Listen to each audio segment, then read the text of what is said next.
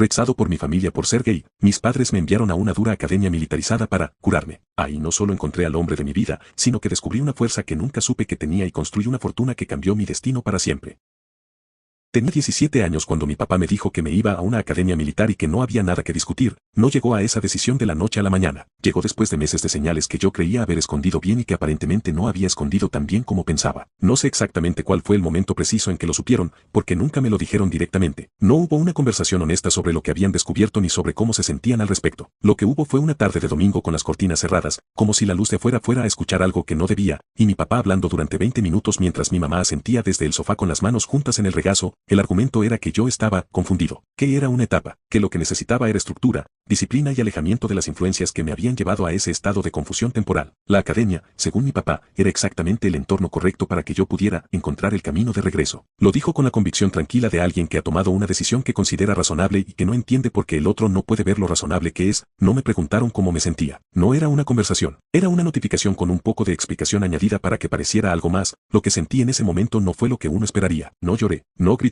Me quedé sentado en ese sillón escuchando a mi papá y lo que procesé, debajo de todo el ruido de la situación, fue algo más parecido a la confirmación de algo que ya sabía desde hacía tiempo, que la versión de mí que existía en esa casa nunca había sido completamente real, que la versión que era real no tenía lugar en esa sala con las cortinas cerradas y las manos juntas y las palabras cuidadosamente elegidas para no nombrar nada directamente. Tenía 2 semanas antes de que me llevaran. Esas 2 semanas fueron las más extrañas de mi vida hasta ese punto, no por lo que ocurrió sino por lo que no ocurrió. Mis papás siguieron siendo completamente funcionales, cordiales incluso, como si la conversación del domingo hubiera sido un trámite administrativo que ya estaba resuelto y no había razón para volver a él. Desayunábamos juntos todos los días. Mi mamá me preguntaba si quería más jugo. Mi papá comentaba algo sobre las noticias o sobre el clima. Todo perfectamente normal, excepto que debajo de esa normalidad había algo que ninguno de los tres nombraba y que llenaba cada cuarto de la casa con una presión constante que yo aprendí a ignorar de la misma manera en que aprendes a ignorar un ruido de fondo que sabes que no va a desaparecer. Pensé en hablar con alguien. Tenía un par de amigos en la escuela con quienes era cercano, pero ninguno sabía la razón real detrás del traslado repentino, y contarles requería abrir una conversación para la que no tenía energía ni tiempo. Les dije que era por un cambio de trabajo de mi papá, que nos mudábamos a otra ciudad. Era suficientemente vago como para no generar más preguntas y suficientemente plausible como para que lo aceptaran sin mayor problema. El sábado que siguió a esas 2 semanas, mi papá me llevó en coche. Fueron 4 horas de viaje hacia el norte, hacia una zona donde los árboles eran más densos y el aire más frío incluso en esa época del año. Hablamos quizás 20 minutos en total, de cosas sin importancia, y el resto fue la radio en ese volumen bajo que no invita a la conversación sino que simplemente llena el silencio para que no sea tan evidente. El Instituto Ridgecrest era exactamente lo que su nombre y su reputación sugería, un edificio principal de concreto gris, canchas de deporte a un lado, dormitorios al otro, una barda perimetral baja pero presente, y un asta de bandera en el centro del patio principal con una bandera, completamente quieta porque ese día no había viento. Todo el lugar tenía esa calidad de espacio diseñado para comunicar orden antes de que ocurra nada dentro de él. Mi papá habló con el director de admisiones mientras yo esperaba en una silla de plástico en el pasillo con la maleta entre los pies. El pasillo olía a pino artificial y a algo que tardé un momento en identificar como comida institucional de las que tienen un olor que no cambia independientemente de lo que se esté cocinando. Podía escuchar voces detrás de la puerta cerrada pero no las palabras. No hice ningún esfuerzo por escucharlas. Cuando salió, mi papá me puso una mano en el hombro durante un segundo. Me dijo que esto iba a ser bueno para mí. Lo dijo con el mismo tono tranquilo de la conversación del domingo. Luego cruzó el pasillo, salió por la puerta principal, cruzó el estacionamiento, subió al coche y se fue. Lo vi hacer todo eso desde la silla de plástico. Cuando el coche desapareció de la línea de visión me quedé mirando el estacionamiento vacío durante un momento. Luego un instructor apareció en el pasillo y me dijo que me iba a llevar al dormitorio. Los cuartos eran de 4 personas, literas de metal, casilleros de metal, ventanas pequeñas que daban a un patio lateral donde en ese momento no había nadie. Había 3 camas ya ocupadas, con las cosas de sus dueños organizadas con ese grado de orden que produce una combinación de regla institucional y hábito personal. En una de las literas de abajo, sentado en el borde con un libro abierto en las manos que claramente no estaba leyendo, había un chico que levantó la vista cuando entré. Se llamaba Marcus. Tenía 18 años y llevaba 4 meses en Ridgecrest, lo cual en la economía social del instituto lo ponía en una posición intermedia, suficiente tiempo para conocer cómo funcionaba el lugar, no suficiente para ser parte de la jerarquía establecida. Me miró cuando entré, asintió brevemente con la cabeza, y volvió a mirar el libro. No dijo nada más. Yo puse mis cosas en el casillero vacío, me senté en la litera disponible que era la de arriba del otro lado, y tampoco dije nada. Esa primera noche no dormí bien, que era predecible. Estuve acostado mirando el techo de concreto que estaba a 1 metro de mi cara y escuchando los sonidos del dormitorio, la respiración de los otros 3, algún ruido ocasional del edificio, el silencio exterior que era más completo de lo que estaba acostumbrado en la ciudad. En algún momento de esa noche, sin ninguna revelación particular ni ningún momento de de claridad dramática, simplemente decidí que iba a sobrevivir este lugar, no porque tuviera un plan, sino porque la alternativa de no sobrevivirlo no era una opción que estuviera dispuesto a considerar. Los días siguientes fueron una introducción al ritmo de Vicres, levantarse temprano, actividad física, desayuno, clases de mañana, almuerzo, actividades de tarde, cena, tiempo libre acotado, luces apagadas. Era un sistema diseñado para no dejarte espacio mental para nada que no fuera el siguiente punto del horario, y en eso era brutalmente efectivo. Marcus y yo intercambiamos pocas palabras durante esa primera semana, lo suficiente para la convivencia básica del cuarto, nada más. Pero yo lo observaba de la manera en que uno observa a las personas cuando comparte espacio con ellas sin poder evitarlo, y lo que observé era que Marcus funcionaba en Vicres de una manera específica, cumplía todo lo que se esperaba de él con una eficiencia que no tenía nada de entusiasmo, y en los espacios entre las actividades se volvía completamente hacia adentro de una manera que los instructores interpretaban como reserva y que yo interpreté como algo diferente desde el principio. Fue, en la segunda semana, una tarde en que los otros dos compañeros estaban en el patio y nosotros nos habíamos quedado en el cuarto por razones distintas que ninguno explicó, cuando Marcus puso el libro que nunca estaba leyendo sobre la cama y me preguntó sin ningún preámbulo: ¿tú también estás aquí porque te enviaron o porque quisiste venir? Le dije que me enviaron. Él asintió lentamente, como si eso confirmara algo que ya había calculado. Luego dijo: yo también. No preguntó por qué me habían enviado. Yo no pregunté por qué lo habían enviado a él. Pero algo en esa conversación de 4 frases reorganizó algo en el espacio entre nosotros de una manera que los días que vinieron después confirmaron completamente. Vicres tenía una lógica interna que tardé varias semanas en entender en su totalidad. No era solo un instituto de disciplina en el sentido genérico. Era un sistema social completo con sus propias jerarquías, sus propias reglas no escritas y sus propios mecanismos de recompensa y castigo que operaban en paralelo a los oficiales. Los estudiantes que llevaban más tiempo tenían una autoridad informal sobre los recién llegados que los instructores conocían y toleraban mientras no interfiriera con el funcionamiento visible del lugar. El control del tiempo libre, de la información, de los espacios menos vigilados, todo eso pertenecía a esa jerarquía invisible más que a cualquier regla del manual. Marcus llevaba 4 meses cuando yo llegué, suficiente para conocer el mapa completo del lugar sin pertenecer todavía a ningún grupo de poder particular. Lo que sí tenía, y que noté de manera progresiva en las semanas que siguieron a esa primera conversación, era algo menos común que la posición social, una capacidad de observación que no era típica en ese entorno ni probablemente en la mayoría de los entornos donde la había aplicado. Marcus veía cosas que los demás no veían, o que veían pero elegían ignorar. Y cuando hablaba de lo que había visto, lo que decía era preciso de una manera que requería haber prestado mucha atención durante mucho tiempo. Empezamos a hablar con regularidad a partir de la tercera semana. No fue una decisión consciente de ninguno de los dos, simplemente ocurría que en los espacios pequeños entre actividades terminábamos en el mismo lugar y la conversación surgía de manera natural. Al principio eran cosas puramente prácticas, de navegación inmediata del entorno, qué instructor era razonable en sus evaluaciones y cuál buscaba pretextos para escribir reportes, qué días el comedor servía algo que valía la pena comer, qué espacios del instituto tenían menor supervisión y eran útiles para tener conversaciones que no querías que escucharan. Con el tiempo las conversaciones fueron siendo otras. Marcus era del sur, de una ciudad mediana de la que hablaba con la neutralidad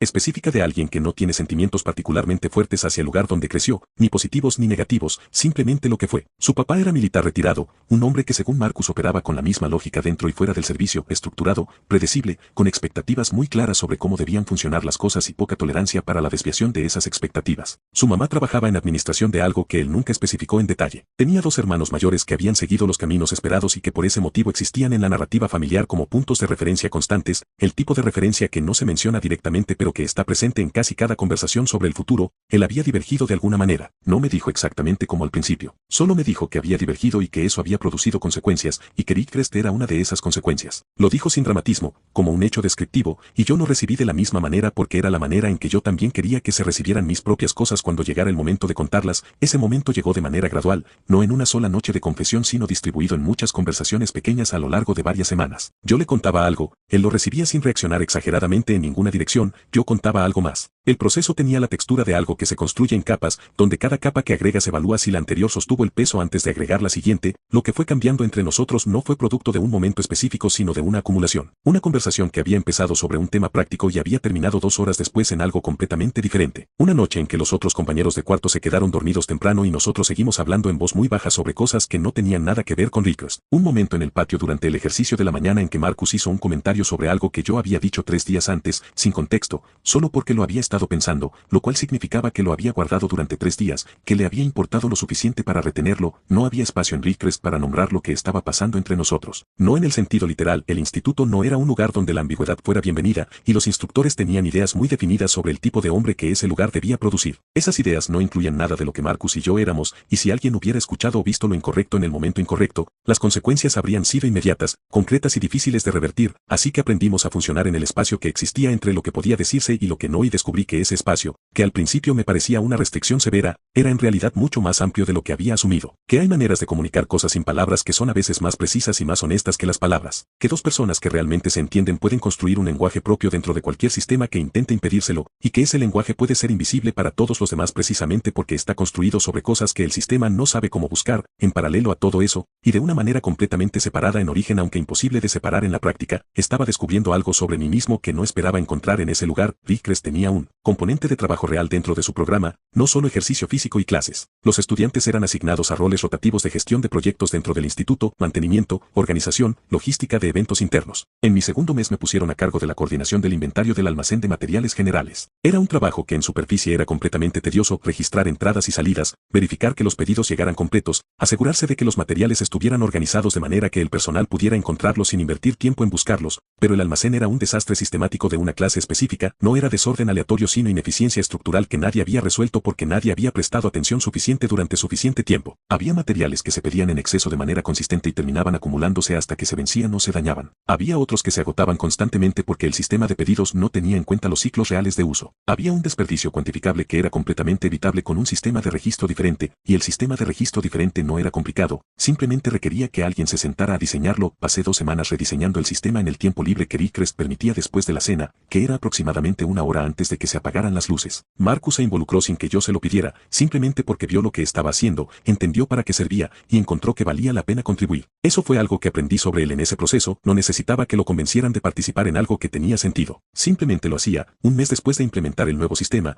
el director administrativo del instituto revisó el almacén y notó la diferencia. Me llamó a su oficina y me preguntó qué había hecho. Se lo expliqué con detalle. Me escuchó completo, hizo algunas preguntas específicas, y al final me preguntó si quería encargarme también del sistema de pedidos del comedor, que tenía problemas similares aunque de mayor escala. Dije que sí sin pensarlo demasiado, porque en ese momento no estaba pensando en términos de oportunidad o de estrategia. Estaba pensando en que había un sistema con un problema que tenía una solución lógica y que me parecía genuinamente interesante resolverlo. Esa reacción, esa tendencia específica de mi cabeza, era información sobre quién era yo que no tenía absolutamente nada que ver con las razones por las que mis papás me habían enviado a ese lugar, y que ese lugar, sin quererlo ni entenderlo, me estaba ayudando a descubrir. Una noche, después de que yo le expliqué a Marcus lo que había hecho con el sistema de pedidos del comedor y los resultados que estaba produciendo, él me miró durante un momento y dijo: «Tú no deberías estar aquí». Le pregunté qué quería decir exactamente. Dijo: «En este lugar, haciendo esto a esta escala. Deberías estar en otro lado haciendo esto a una escala que tenga sentido para lo que eres capaz de hacer». No supe qué responder a eso de inmediato. Era la primera vez que alguien me describía en términos de lo que era capaz de hacer hacia adelante en lugar de lo que debía corregir hacia atrás. Guardé esa frase en algún lugar interno y la dejé estar, pero algo en ella había empezado a moverse. A los 4 meses de estar en Ridgecrest ocurrieron 2 cosas en un periodo de días que, vistas juntas en retrospectiva, cambiaron la dirección de absolutamente todo lo que vino después. La primera fue la conversación que Marcus y yo habíamos estado construyendo durante semanas sin nombrarla directamente. Ocurrió una noche de entre semana cuando los otros 2 compañeros de cuarto habían salido a algo y nosotros nos habíamos quedado. No hubo un momento dramático ni una declaración elaborada. Fue una conversación que empezó en un punto y llegó a otro de manera completamente natural, sin que ninguno de los 2 tuviera que forzar nada, y en algún punto de esa conversación quedó claro con total precisión que lo que existía entre nosotros era exactamente lo que los 2 ya sabíamos que era desde hacía tiempo, pero que ninguno había dicho en voz alta porque decirlo en ese lugar tenía consecuencias que ninguno de los 2 quería enfrentar sin estar completamente seguro de que valía la pena enfrentarlas. Resultó que sí valía la pena. No voy a entrar en los detalles específicos de esa noche porque son de los 2 y no de esta historia en sentido público. Lo que sí puedo decir es esto: algo que durante años había existido en mí como una fuente constante de presión, de vigilancia interna, de ese cansancio específico que produce tener que monitorear constantemente cómo te comportas para que nadie vea lo que no debe ver, se transformó esa noche en algo completamente diferente. Se convirtió en algo que simplemente era, sin disculpa ni calificación ni condición. Y esa transformación ocurrió en el último lugar del mundo que mis papás habrían elegido para que ocurriera, lo cual tiene una ironía que tardé mucho tiempo en poder apreciar completamente. La segunda cosa que pasó esa misma semana fue que el director administrativo me convocó a su oficina con un proyecto de una escala diferente a todo lo que había hecho hasta entonces. El instituto tenía un contrato vigente con un proveedor de materiales de mantenimiento que se renovaba automáticamente desde hacía varios años. Según los números que yo había estado revisando como parte del trabajo del almacén, ese contrato era considerablemente más caro que las alternativas disponibles en el mercado actual. No porque el proveedor fuera deshonesto, sino porque el contrato había sido negociado en otro momento de los precios y había seguido renovándose por inercia, sin que nadie lo comparara contra lo que ofrecía el mercado actual. El director quería saber si había una alternativa mejor y me preguntó si podía investigarlo. Pasé 3 semanas haciendo esa investigación en el tiempo disponible. Comparé proveedores, leí contratos completos, hice proyecciones de costo en papel porque el acceso a computadoras era limitado. Marcus se involucró en la parte de análisis financiero,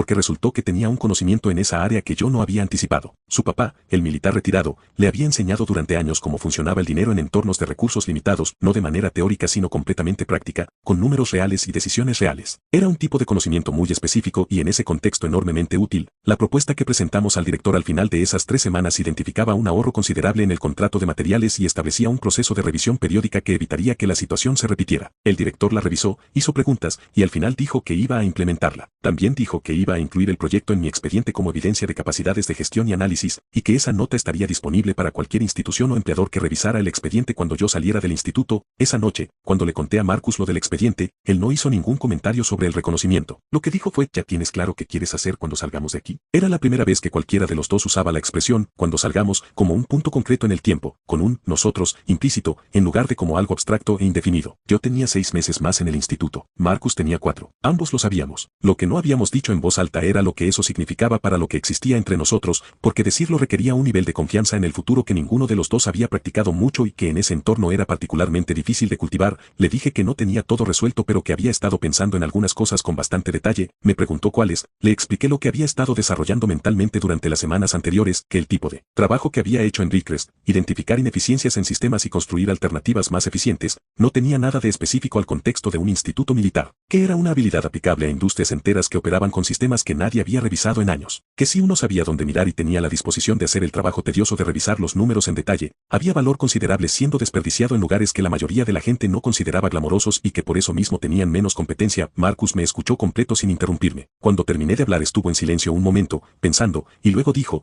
para hacer eso a escala necesitas capital inicial, no mucho al principio, pero algo concreto. Le dije que lo sabía y que era el punto que todavía no tenía completamente resuelto. Dijo: yo tengo algo ahorrado. No es una cantidad grande pero es suficiente para empezar algo pequeño. Y sé cómo conseguir más si hay un plan que los números soporten. Lo miré durante un momento sin decir nada. Añadió: no te estoy diciendo que tenemos que tener todo decidido esta noche. Te estoy diciendo que cuando salgamos de aquí, si quieres intentarlo, yo estoy dispuesto a intentarlo contigo. Esa fue la segunda conversación importante de esa semana. Y como la primera, no tuvo nada de dramático en la superficie. Fue simplemente dos personas diciéndose con precisión lo que pensaban y lo que querían, que en ese lugar y en ese momento era en sí mismo algo extraordinario. Lo que ninguno de los dos sabía era que antes de que cualquiera de esos planes pudiera avanzar, algo iba a ocurrir dentro del instituto que pondría en riesgo todo lo que habíamos construido hasta ese punto. El problema llegó en la forma de un instructor llamado Price, que llevaba varios años en Rickrest y que tenía una manera de relacionarse con los estudiantes que la mayoría del personal interpretaba como vigilancia disciplinaria estricta y que yo, desde las primeras semanas, había identificado como algo cualitativamente diferente. No era la atención de alguien que busca asegurarse de que las reglas se cumplan. Era la atención de alguien que busca información que pueda usar,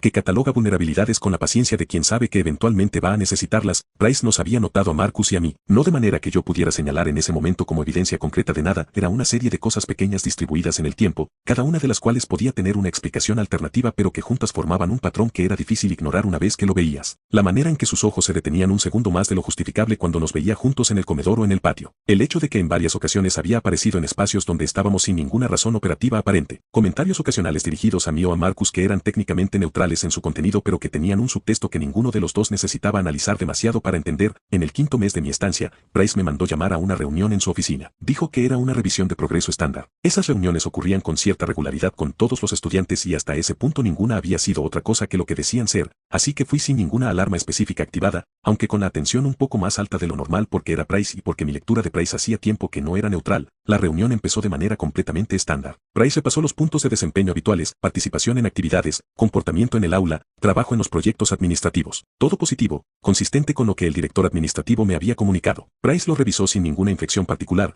como quien cumple con una lista antes de llegar al punto que realmente le interesa, y luego, sin cambiar el tono ni el ritmo, como si fuera simplemente el siguiente ítem en esa lista, dijo que quería hablar sobre las dinámicas sociales que había observado entre ciertos estudiantes del instituto. No mencionó nombres. No tenía que hacerlo. Los dos sabíamos exactamente de qué estaba hablando. Me dijo que Rickrest tenía un compromiso institucional con el desarrollo de lo que él llamó hombres de carácter, y que parte de ese compromiso era asegurarse de que las relaciones entre estudiantes fueran del tipo apropiado para ese tipo de desarrollo. Que había observado ciertas dinámicas que le generaban preguntas que consideraba importante aclarar. que me estaba dando la oportunidad de responder esas preguntas de manera directa antes de que tuviera que elevarlas a la dirección del instituto para que fueran manejadas en otro nivel. La estructura de lo que estaba diciendo era perfectamente clara, tenía algo, o creía tener algo, y me estaba ofreciendo la oportunidad de reaccionar a eso de una manera que le dijera cuánto más había y qué tan útil le podía resultar. Me quedé quieto durante un momento antes de responder. No fue un silencio de incomodidad sino un silencio de procesamiento, porque lo que estaba calculando en ese intervalo era la secuencia de opciones disponibles y sus consecuencias respectivas. Si yo negaba de manera defensiva y reactiva,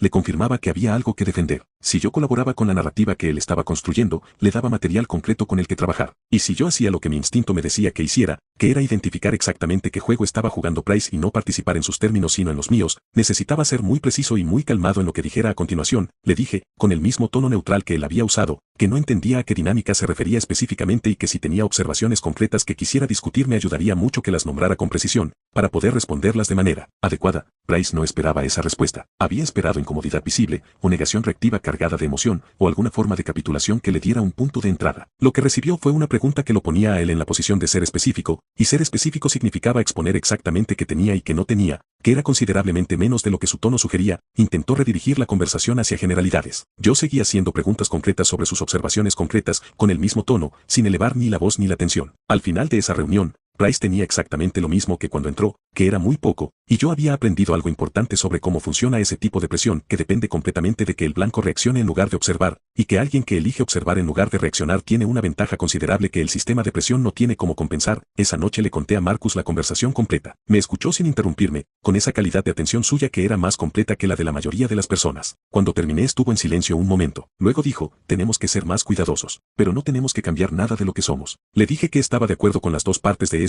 Dijo, Price va a buscar otra manera de entrar. Hay que anticipar cuál antes de que la encuentre. Eso fue lo que hicimos. Durante las semanas siguientes prestamos atención sistemática al patrón de comportamiento de Price en el instituto, con quién hablaba y cuándo, qué momentos usaba para recopilar información y de qué manera, qué estudiantes parecían reportarle cosas de manera informal y bajo qué circunstancias. No era un sistema sofisticado el suyo. Era un sistema que dependía de que sus blancos no lo estuvieran observando con la misma atención con que él los observaba a ellos. En cuanto le dedicaste atención sistemática, el patrón era bastante legible. 3 semanas después de esa reunión, Price convocó a Marcus. Marcus fue con la misma preparación con que yo había ido, sabiendo exactamente qué esperar y cómo responder. Salió sin haberle dado nada de lo que Price buscaba. Lo que ninguno de los dos había planeado era que en el proceso de observar a Price con tanta atención encontráramos algo que no estábamos buscando. Price tenía un arreglo informal con uno de los proveedores del instituto, un proveedor de equipamiento deportivo. El arreglo era estructuralmente similar a la ineficiencia de contrato que yo había identificado y reportado meses antes en el almacén, con una diferencia importante. Esa ineficiencia había sido descuido. La de Price era deliberada. El precio que el instituto pagaba por ese equipamiento era artificialmente alto, y la diferencia entre ese precio y el de mercado iba a algún lugar que no era el presupuesto del instituto. Lo documentamos durante 3 semanas con el mismo cuidado metodológico que habíamos aprendido a aplicar a los sistemas administrativos. Números, fechas, registros de pedidos, comparaciones de precios de mercado. Todo organizado de manera que contara la historia con precisión y sin que ninguna parte de esa historia dependiera de interpretación. 2 semanas antes de que Marcus cumpliera su tiempo en el instituto, presentamos esa documentación al director, no como acusación dramática, como una revisión de contratos que habíamos hecho como extensión natural del trabajo administrativo y que había producido inconsistencias que considerábamos importante reportar a través de los canales correctos. Price fue desvinculado del instituto antes de que Marcus empacara su maleta. El día que Marcus se fue, mientras yo lo ayudaba a organizar sus cosas, me dio un papel con un número de teléfono y una dirección de correo. Me dijo, 2 meses. Cuando salgas, llámame. Le dije que lo iba a llamar. Me dijo, lo sé. Esos 2 meses que me quedaban en Rickrest después de que Marcus se fue fueron los más largos de toda mi estancia, porque la manera en que te afecta la ausencia de alguien te dice más sobre lo que esa persona significa que cualquier cosa que hayas podido pensar mientras estaba presente. Pero también fueron los más claros en términos de dirección, porque por primera vez en muchos años, quizás por primera vez en mi vida de manera completamente honesta, sabía con precisión quién era yo, qué era capaz de hacer, y exactamente hacia dónde iba cuando saliera por esa puerta. Salí de Rickrest un martes por la mañana a las 9, con la misma maleta con que había llegado casi un año antes, pero considerablemente más liviana porque había dejado varias cosas que había empacado originalmente y que en algún punto del año había decidido que no necesitaba cargar más, en sentidos tanto literales como otros. Mis papás fueron a recogerme. El viaje de regreso a casa tuvo la misma calidad que el viaje de ida, mi papá manejando, mi mamá en el asiento del copiloto, la radio en ese volumen bajo que no invita ni excluye la conversación sino que simplemente existe. En algún punto mi papá me preguntó cómo me había ido en el instituto. Le dije que había aprendido cosas útiles. Asintió con la satisfacción tranquila de alguien que siente que el plan funcionó de la manera en que esperaba que funcionara. No preguntó qué cosas específicamente. Yo no elaboré. Volví a la casa de mis papás con un plan concreto para las siguientes 6 semanas, que era el tiempo que necesitaba para estabilizar algunas cosas logísticas antes de poder moverme. Durante esas 6 semanas fui lo suficientemente funcional en la superficie para no generar conflictos que me costaran tiempo y energía que necesitaba para otra cosa, y lo suficientemente invisible en lo que importaba como para usar ese tiempo de la manera en que necesitaba usarlo. Llamé a Marcus la noche del primer día que llegué. Contestó al segundo timbre. Hablamos durante 3 horas, que no fue suficiente para cubrir todo lo que teníamos que hablar, pero fue suficiente para establecer que los dos estábamos exactamente donde habíamos dicho que íbamos a estar. Los 2 meses que habían pasado desde que Marcus salió del instituto no habían sido tiempo libre para él. Había estado trabajando en algo concreto, había identificado un segmento específico del mercado de materiales de construcción en su ciudad donde había 3 o 4 proveedores establecidos que operaban con márgenes artificialmente altos precisamente porque la competencia en ese nicho era mínima. No porque el nicho fuera difícil de entrar, sino porque requería un tipo de trabajo de análisis previo que la mayoría de los competidores potenciales no estaba dispuesta a hacer. Marcus había hecho ese trabajo, tenía los números, tenía contactos iniciales, tenía una propuesta que era lo suficientemente específica como para ser discutida con seriedad. Lo que le faltaba era la capacidad de optimización de sistemas que yo había desarrollado, que era la ventaja competitiva real que podíamos ofrecer a clientes que no encontraban esa combinación en otro lugar. Nos complementábamos de una manera que en ese momento todavía me resultaba difícil separar completamente de todo lo demás que éramos el uno para el otro. Quizás no necesitaba separarse. Las 6 semanas en casa de mis papás pasaron con la velocidad específica de las cosas que uno está esperando que terminen. Cuando llegó el momento de irme, lo hice sin una conversación importante ni un momento de declaración. Simplemente empaqué lo que necesitaba, les dije que iba a trabajar en algo con un amigo en otra ciudad, y me fui. Mi mamá me preguntó cuándo iba a volver a visitarlos. Le dije que pronto. Mi papá me dijo que tuviera cuidado. Le dije que sí. La empresa que Marcus y yo registramos 6 meses después de que salí del instituto era pequeña en todos los sentidos medibles, 2 personas, un espacio rentado que era apenas suficiente para trabajar sin estorbarse, capital inicial que era lo suficiente para operar sin ser suficiente para cometer errores grandes. Nuestros primeros 3 clientes eran pequeñas constructoras locales que habían aceptado darnos una oportunidad principalmente porque éramos más baratos que la competencia y podíamos demostrar en números concretos, no en promesas, porque podíamos serlo sin sacrificar calidad. El primer año fue difícil, no en el trabajo en sí, que era exactamente lo que habíamos planeado y que funcionaba de la manera en que los números habían proyectado que iba a funcionar. Difícil en todo lo que existía alrededor del trabajo. Mis papás no sabían exactamente qué estaba haciendo más allá de que había empezado un negocio con un amigo. La palabra amigo cargaba comillas implícitas que ninguno de los 3 mencionaba en ninguna conversación. Había llamadas de los domingos donde mi mamá preguntaba cosas y yo respondía cosas y ninguno de los dos tocaba directamente lo que estaba en el centro de todo. Era agotador de una manera diferente al agotamiento del trabajo, porque el trabajo termina cuando cierras la laptop y ese otro tipo de agotamiento no termina con ningún gesto específico. Yo seguía hacia adelante de todas formas, no por indiferencia hacia mis papás ni por falta de comprensión de que lo que sentían era real para ellos, sino porque había entendido en algún punto de los meses Enríquez que esperar a que las personas que te quieren estén completamente listas para querer la versión completa de ti antes de vivir esa versión completa es una forma de rendirse que se disfraza de paciencia. Y yo no tenía ese tiempo. Tenía una empresa que construir, una vida que vivir, y una persona a mi lado con quien quería hacer las dos cosas de manera honesta y sin condición. El segundo año la empresa creció a una velocidad que ninguno de los dos había proyectado con exactitud,